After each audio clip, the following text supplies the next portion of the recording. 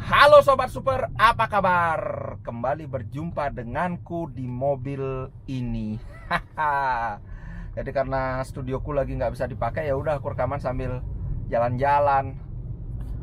Nah, aku ada cerita nih. Sekitar sebulanan yang lalu, aku ketemu sama teman lama ini, teman baik banget. Waktu masih kerja di kapal. Dia udah lama berhenti kerja di kapal, aku juga udah lama berhenti kerja di kapal. Cuma dia sekarang hidupnya makmur, Pak. Wih, punya tokonya lumayan gede loh, seukuran Indomaret gitu. Nah, kami cerita banyak hal. Salah satu cerita dia yang menarik itu gini. Di masa-masa awal dia berhenti kerja di kapal itu, dia pernah berada pada situasi yang terpuruk. Intinya kesulitan uang lah. Nah, kemudian dia minjem uang sama temennya, dikasih kan. Tapi masalahnya adalah dia belum bisa balikin uangnya. Bukan karena dia nggak mau, tapi karena dia lagi kesusahan duit gitu loh. Bahkan dia punya utang di koperasi aja, bayar cicilan bunganya aja dia kesulitan gitu. Nah, pada saat dia kesulitan, temennya ini nagih duitnya. Ya wajar dong, namanya dia punya utang. Cuma ya temanku ini nggak bisa bayar, bukan karena nggak mau bayar, tapi memang bener-bener lagi kesulitan keuangan banget. Aku kenal banget, tahu bener karakternya. Kalau dia nggak mungkin lah kayak cerita-cerita yang banyak kita tahu itu ya. Jadi ngutangnya gampang, ditagih susah. Ini dia nggak bisa bayar karena memang nggak punya. Nah, dia waktu itu cerita kecewa banget karena ini teman baik banget, maksudnya sahabat gitulah, teman akrab. Tapi nagihnya itu tanpa belas kasihan gitu. Hampir tiap hari ditagih, padahal udah dibilang aku belum punya uang, maaf dan segala macam. Dan temennya ini dalam posisi dia lagi kerja di kapal, jadi nggak mungkin lah orang lagi kerja di kapal itu kesulitan uang. Karena aku tahu, aku pernah kerja di kapal. Kalau selama kita sedang dalam kontrak, sedang kerja di kapal, itu nggak mungkin kesulitan duit karena tiap bulan itu ribuan dolar dapat duit kan. Nah, itulah yang bikin kecewa. Ya pernah lah, karena dulu dia sering nolong orang ini juga. Ketika dia yang terpuruk kok beginikan, ya seperti itulah kecewanya dia. Nah, aku tertarik dengan fenomena ini. Oke lah, kita tahu banyak sekali orang yang tipe orang brengsek yang kalau ngutang nggak mau bayar. Tapi kadang-kadang emang ada kejadian orang yang nggak bayar utang karena dia nggak punya duit gitu loh. Mungkin kita sebagai, kalau kita posisi orang yang punya piutang, artinya orang yang ngasih pinjaman duit, ya kita mesti lihat-lihat juga keadaan orang kan. Apalagi sekarang masa pandemi.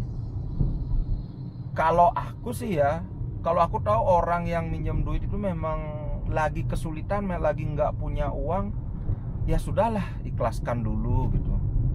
Karena prinsipku selalu kayak gitu.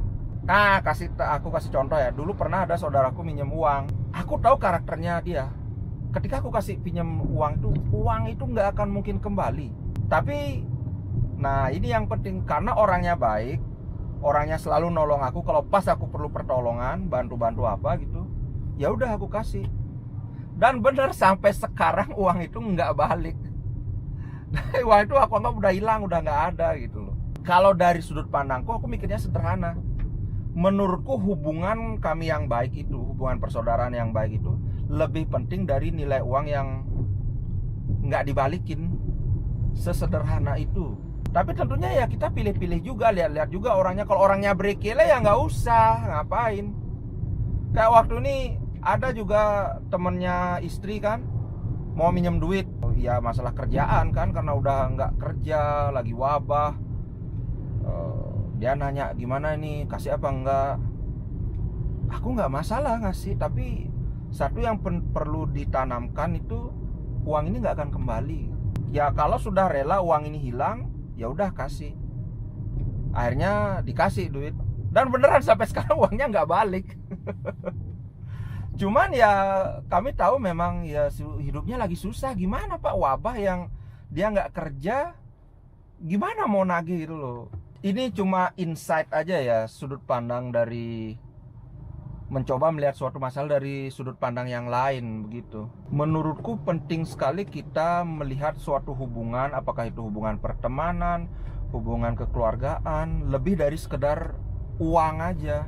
Jadi mari kita bangkitkan, bangkitkan Pak, bangkitkan sisi humanisme kita.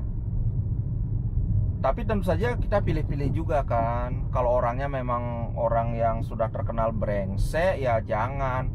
Karena di satu sisi ada juga ini temen, satu geng diutangin Pak, dan gak ada yang dibayar. Tapi orangnya orang mampu gitu loh. Memang gak mau bayar aja. Kalau orangnya brengsek kayak gini, ya udah jangan. Yang aku maksudkan itu adalah kalau orang yang benar-benar perlu bantuan, tapi dia nggak bisa bayar, ya sudah jangan terlalu dipush gitu loh. Karena apa? Karena aku pernah berada di posisi lagi kesulitan duit, dan orang-orang yang ada di sekelilingku itu tanpa basa-basi langsung ngebantu aku. Kan aku mikir jadinya kalau orang bisa nolong kita, ya kita harus bisa juga nolong orang lain. Kalau prinsipku kayak gitu. Dan sekali lagi, hubungan pertemanan, hubungan persaudaraan itu kita mesti bisa memandangnya lebih dari sekedar uang.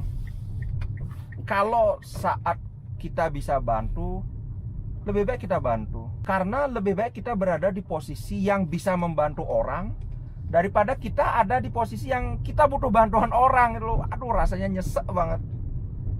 Ya, itu aja supaya nggak kepanjangan ya. Sampai jumpa di video berikutnya. Ini udah mau sampai juga Pak. Ciao.